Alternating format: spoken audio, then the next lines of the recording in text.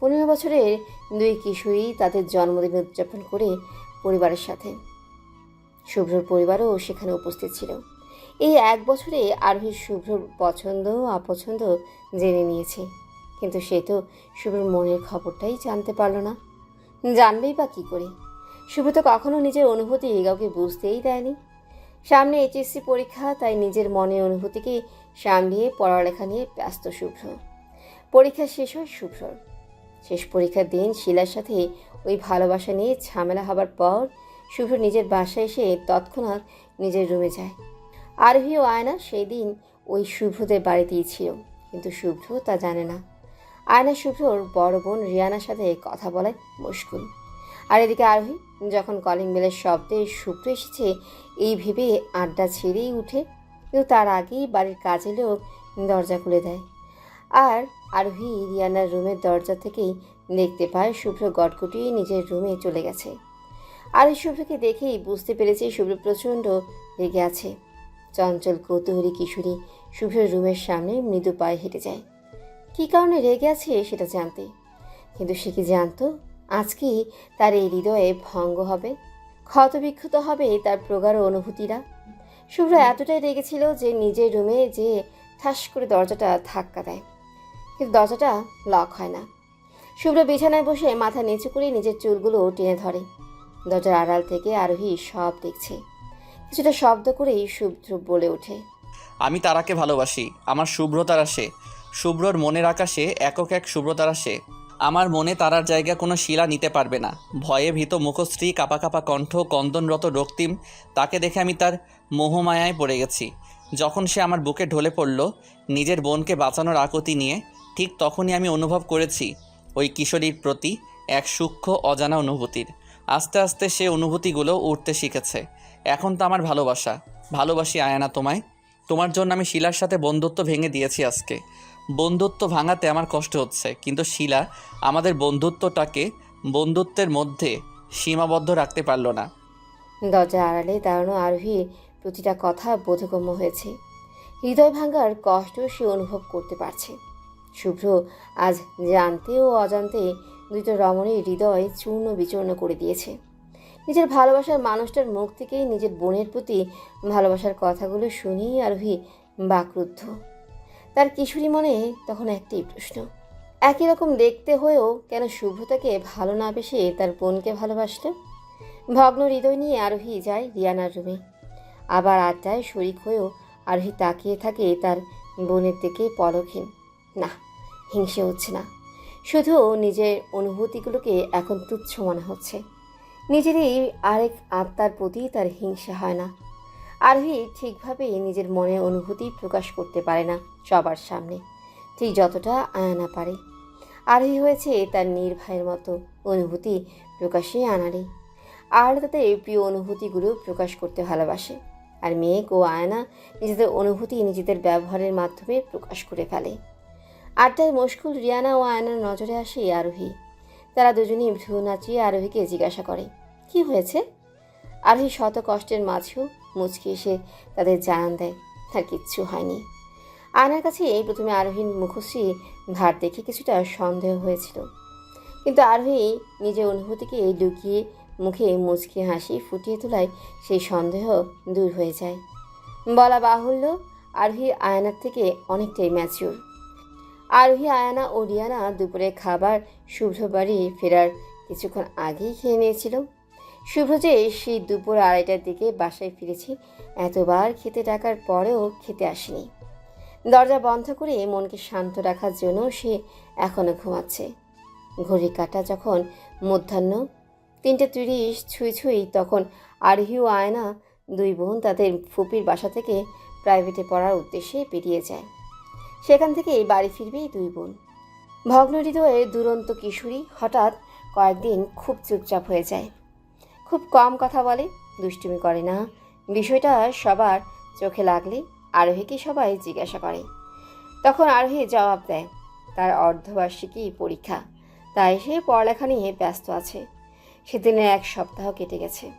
একদিন আরোহী আর আয়ানাকে জিজ্ঞেস করে, আচ্ছা আয়ু, তোর কাছে শুভ্র ভাইকে কেমন লাগে? আয়না ভ্রু কুঁচকে সন্ধিহান চোখে আরোহীর দিকে তাকায়। দুই বোন নিজেদের রুমেই পড়ছিল। কালকে এই বাংলা প্রথম পত্র পরীক্ষা। হঠাৎ পড়ার মাঝে আরোহীর এমন ধরনের প্রশ্নেই কিছুটা সন্ধিয়ান হয় আয়না। তারপর জিজ্ঞাসা করে। ঠিক বুঝলাম না। আরোহী জিভ দিয়ে ঠোঁট ভিজিয়ে গিলে বলে। না মানে ভাইয়া তো অনেক রাগী। সেদিন যে আমরা ওনাদের বাসায় গেলাম, উনি কিন্তু একবারও আমাদের সাথে কোনো রকম কুশল বিনিময় করলেন না। এমনকি আমাদের সাথে ভদ্রতার খাতিরে একবার দেখাও করতে এলেন না। তাই জিজ্ঞাসা করলাম তোকে, ওনাকে তোর মানুষ হিসেবে বা সম্পর্কের খাতিরে কেমন লাগে? আনায়া এবার কথাটাকে সহজভাবে নিল, তাই জবাবে বলে, কেমন লাগবে আর? বোনের কাছে ভাইকে যেমন লাগে ঠিক তেমনই লাগে। হ্যাঁ, ভাইয়া একটু রাগী, তুই তো দুরন্ত চঞ্চলে, তাই তোর কাছে ওনার ব্যবহারগুলো রুড মনে হয়েছে। সেদিন তো ভাইয়ের শেষ পরীক্ষা ছিল, তাই হয়তো ঘরের মধ্যে রেস্ট নিচ্ছিল, তাই আর আমাদের দেখা করেনি। আরোহী কথাটা আসলে জিজ্ঞাসা করেছে আয়নার মনের ভাব জানার জন্য। তাই সে শিওর হবার জন্য আয়নাকে জিজ্ঞাসা করে। তুই যে ভাই বলছিস, উনি কিন্তু আমাদের আপন ভাই না। নীর ভাইয়াও ও মেঘ ভাইয়ের মতো না, কাজিন ব্রাদার হয়। তাই কথায় কথায় এরকম ভাইয়ের চোখে, বোনের চোখে এগুলো বন্ধ কর। তুই এরকম সহজ সরল বলে কি সবাই এরকম সহজ সরল নাকি বল? আয়না বুঝতে পারে না আরোহীর কথার মানে, তাই জিজ্ঞাসা করে। মানে? মানে হচ্ছে তুই ওনাকে ভাই ভাবলেও উনি তো তোকে বোন নাও ভাবতে পারে, তাই না? অন্য কিছুও তো ভাবতে পারে। উনি কিন্তু তোকে অনেক কেয়ার করে এভাবে। তুই কি গার্লফ্রেন্ড বয়ফ্রেন্ড বোঝাচ্ছিস? আরোহী মনে তীব্র ব্যথা নিয়েও মুখে হাসি ফুটিয়ে জবাব দেয়। এই তো এতক্ষণে বুঝতে পেরেছিস। আয়না এবার হেসে ওঠে। এরপর হাসতে হাসতেই বলে। সিরিয়াসলি আরও? গার্লফ্রেন্ড বয়ফ্রেন্ড উনি আর আমি? Not at all. শুভ্র ভাইয়া আমার কাছে মেঘ ভাইয়া ও নীর ভাইয়ের মতনই। আরোহী প্রমোদ হাসি আপন মনে। এরই মাঝে আয়না আবারও বলে। হ্যাঁ, তুই এটা ঠিক বলেছিস যে আমরা কাউকে ভাইয়া ভাবলেও বিপরীত পাশের মানুষটা আমাদের বোন নাও ভাবতে পারে। আবার আমরা কাউকে মুখে ভাইয়া বললেও মনে মনে কিন্তু তাকে ভাইয়া মনে করি না অনেক সময়। আরোহী বুঝে যায় ভবিষ্যতে এটা লাভ ট্রায়াঙ্গেলের থেকেও ভয়ানক কষ্টের হবে। কে কার ভালোবাসা পাবে আর কে পাবে না তা এখন সুদূর ভবিষ্যতেই বোঝা যাবে। আরোহী আর এ বিষয়ে কথা না টেনে আয়নাকে পড়তে বলে, নিজেও পড়তে বসে। আরোহী ভুলে যাবে না শুভ্রকে, ভালোবেসে যাবে নিজের মতো করেই, তবে সবটাই লুকিয়ে। ভবিষ্যতের এক সুপ্ত আশা সে মনে রাখার জন্য নিজের বোনের অনুভূতি জানার ছিল, যা সে জেনে নিয়েছে। এখানে সবারটাই একতরফা। তাহলে আরোহী নিজে কেন আগে আগেই নিজের ভালোবাসা বিসর্জন দেবে? ভবিষ্যতে যা হবে সেটা সে মেনে নেবে। দেখা যাক ভবিষ্যৎ কী লিখে রেখেছে। এগুলো ভেবেই আরোহী পড়াতেই মনোনিবেশ করে। এদিকে ভার্সিটি ও মেডিকেলের ভর্তি পরীক্ষা চলছে। শুভ্রর অনেক ইচ্ছে সে অনেক ভালো একজন হার্ট সার্জন হবে, সাথে সে বিদেশ থেকে ডাক্তারি পড়তে চায়। কিন্তু তাকেই তার বাবা বলেছে বাংলাদেশে একটা ভালো মেডিকেলে চান্স পেলেই বিদেশে স্কলারশিপের মাধ্যমে পড়তে পারবে। শুভ্র তাই খুব মনোযোগ দিয়ে মেডিকেলের প্রিপারেশন নিচ্ছে। অন্যদিকে এখন আর মাথা ঘামানোর সময় নেই। আর তার প্রেয়সী, সে তো তার বাবা ভাই ছাড়া অচেনা পুরুষকে ভয় পায়। এজন্য শুভ্র নিশ্চিন্ত যে আয়নাকে সে হারাবে না। শুভ্র যায় বিদেশ থেকে ভালো ডাক্তার হয়ে ফিরে এসে আয়নাকে নিজের ভালোবাসাতে আবদ্ধ করবে। ডিসেম্বর মাস, শীতের প্রকোপ বাড়ছে। শুভ্রর 21তম জন্মদিন আর 4 দিন পর জার্মানির ফ্লাইট শুভ্রর। বিদেশ হয়ে পাড়ি জমাবে তার স্বপ্ন পূরণের উদ্দেশ্যে। প্রতিবার জন্মদিন ঘরোয়াভাবে করে, কিন্তু এবার শুভ্র জার্মানিতে চলে যাচ্ছে বলেই আত্মীয় স্বজন ও কিছু বন্ধুবান্ধবকে ইনভাইট করেছে। শুভ্রর ফুপির মেয়ে সামিরা শুভ্রর পেছনে পেছনে ঘুরছে, আর আরোহী তার দূর থেকে দেখে মিটমিট করে তাচ্ছিল হাসছে। আয়না ও আরোহী 9ম শ্রেণীর ফাইনাল পরীক্ষা দিয়েছে, আর সামিরা 8ম শ্রেণীর জেএসসি পরীক্ষা শেষে কয়েকদিন নিজের গ্রামের বাড়ি ঘুরে এসে যখন সামিরা শুনেছে শুভ্র বিদেশ চলে যাবে, তখন সে তৎক্ষণাৎ শুভ্রদের বাসায় এসে পড়ে। সামিরা অনেকটাই গায়ে পড়া স্বভাবের, শো অফ করা তার স্বভাব। এইটুকুন মেয়েই রূপচর্চা করে, দামি ফোন নিয়ে ঘোরাফেরা করে, ফেসবুক চালায়, মানে পুরোটাই ওভার স্মার্ট। আর শুভ্রর পিছিয়ে আঠার মতো লেগে থাকে, যা শুভ্রর একদম পছন্দ না। শুভ্রর সামনে ন্যাকামি আর দিনে কয়টা প্রপোজ পায়, ফেসবুকে তার ছবি, ফেসবুকে কত লাইভ রিয়েক্ট কমেন্ট আসে তা বলে। সাথে এটাও যে সে এসবের পাত্তাই দেয় না। শুভ্রর কাছে এগুলো বিরক্ত লাগে। তাই সে 2 সপ্তাহ যাবৎ এই মেয়ের থেকে বাঁচতে বাড়িতে থাকলে নিজের ঘরে দরজা বন্ধ করে রাখে। জন্মদিনে শুভ্র তার বন্ধুদের সাথে ও আত্মীয় স্বজনদের সাথে কুশল বিনিময় ও কথাবার্তা বলতেই যেখানে যাচ্ছে তার পেছন পেছন সামিরাও যাচ্ছে। আরোহী তো এগুলো দেখে হাসছে, কারণ শুভ্র যে খুব বিরক্ত হচ্ছে তার মুখ অবয়ব দেখেই বোঝাই যাচ্ছে। কিন্তু শুভ্র জোরপূর্বক হাসছে। আরোহীকে হাসতে দেখে আয়না ওর কাছে এসে জিজ্ঞাসা করে, কে রে, তুই এমন পাগলের মতন একা একা হাসছিস কেন?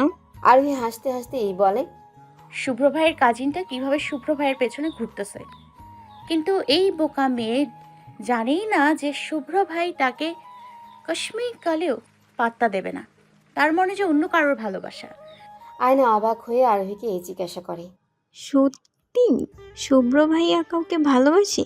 এই বল না ভাবিকে, কি নাম, কোথায় সে? শেষ কথাটা উৎফুল্ল চিত্তে বলে আয়না। আরোহী এরকম উৎফুল্ল স্বর শুনেই তাচ্ছিল হাসে। এরপর কথা কাটানোর জন্য বলে, সেটা আমি কেমনে বলবো, তুই শুভ্র ভাইকেই জিজ্ঞাসা করে নে।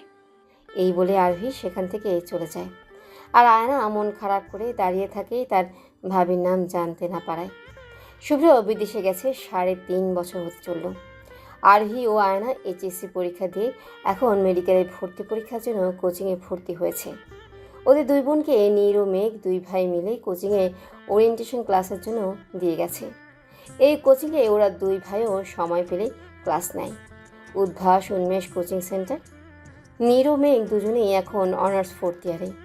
একজন সিএসসি ও আরেকজন ফার্মেসি ডিপার্টমেন্টে পড়ে ঢাকা ইউনিভার্সিটির।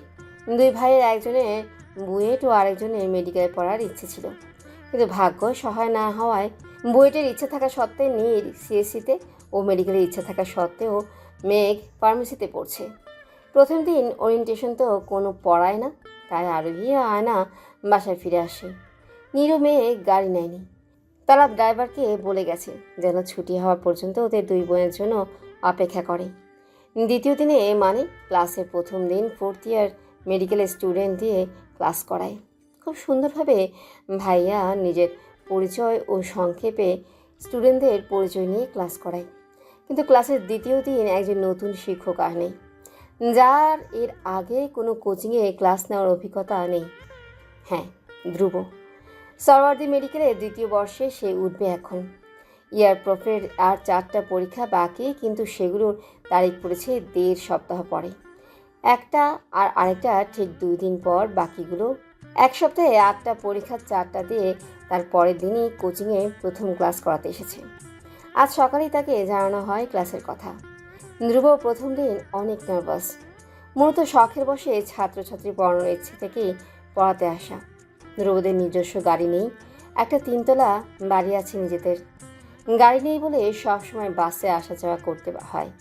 ঘামে প্রায় ভিজে আছে ধ্রুবের পরনের খয়েরি চেক শার্টটা। দেখে মনে হচ্ছে মাত্রই দৌড়ে এসেছে ক্লাস নিতে।